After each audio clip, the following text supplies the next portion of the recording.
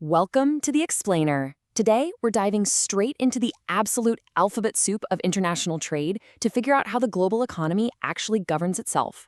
I mean, have you ever stopped to wonder how smartphone parts from 5 different countries end up assembled in a 6th and then sold in a 7th, all without triggering massive trade wars at every single border? Well, you're in the right place.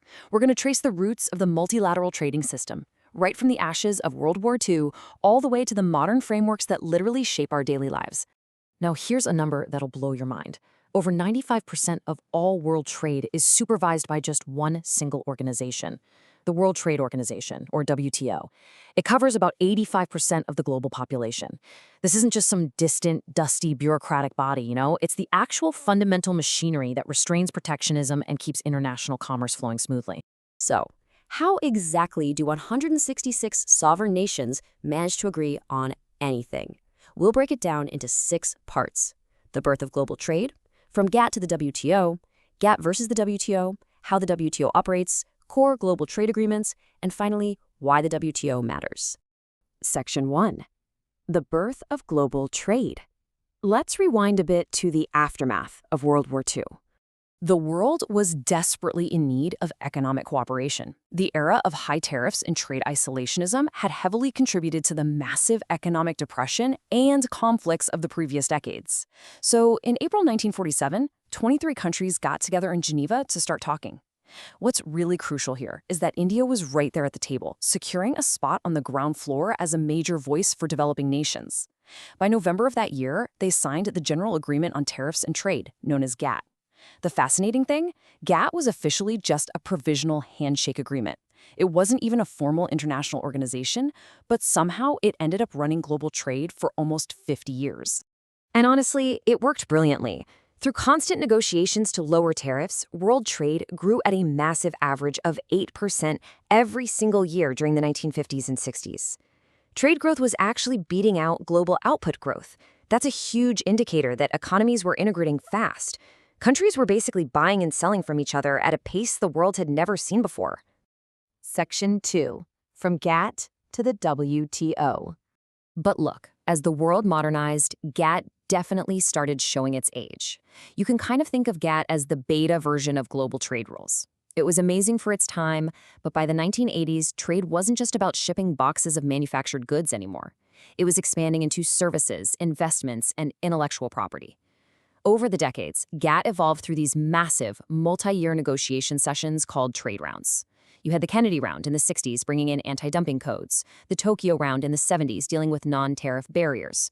But the big one, the climax, was the Uruguay Round.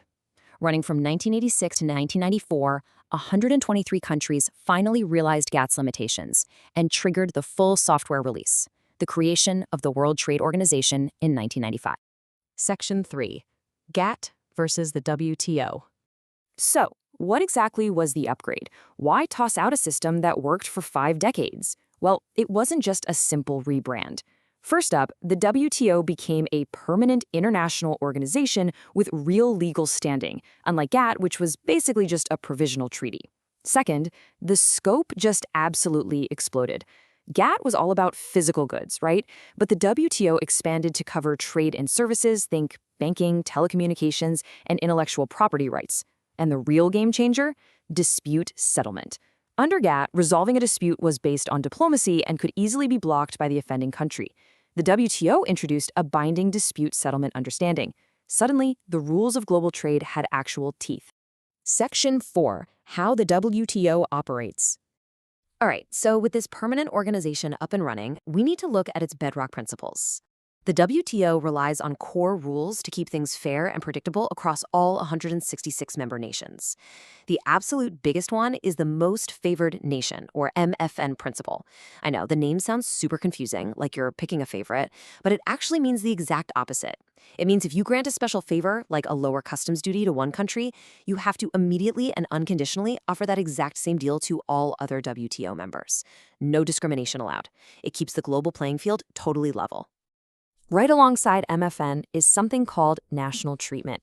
Basically, once a foreign product crosses your border and the import tariff is paid, you absolutely cannot hit it with sneaky domestic taxes or strict regulations just to give your own local products an unfair advantage.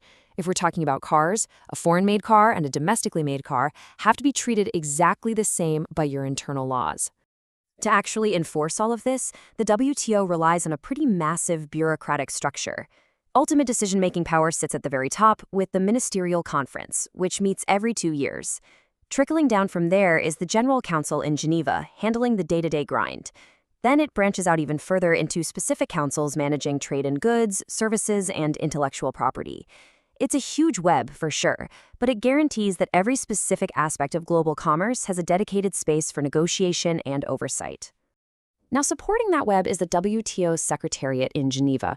We're talking about 700 staff members led by the Director General. They aren't the ones making the decisions, the member countries do that, but the Secretariat handles all the heavy lifting.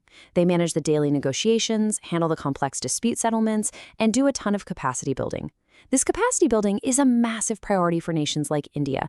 They actively advocate within these forums to fight for equitable policies, making sure trade rules don't disproportionately cater to wealthy nations, but actually give developing economies a fair shot at competing. Section 5. Core Global Trade Agreements. So all of that structure we just talked about exists to manage the legal backbone of global commerce. When a country joins the WTO, they aren't just signing a welcome card, they're agreeing to a massive suite of multilateral treaties. Think of the rulebook in terms of these major acronyms.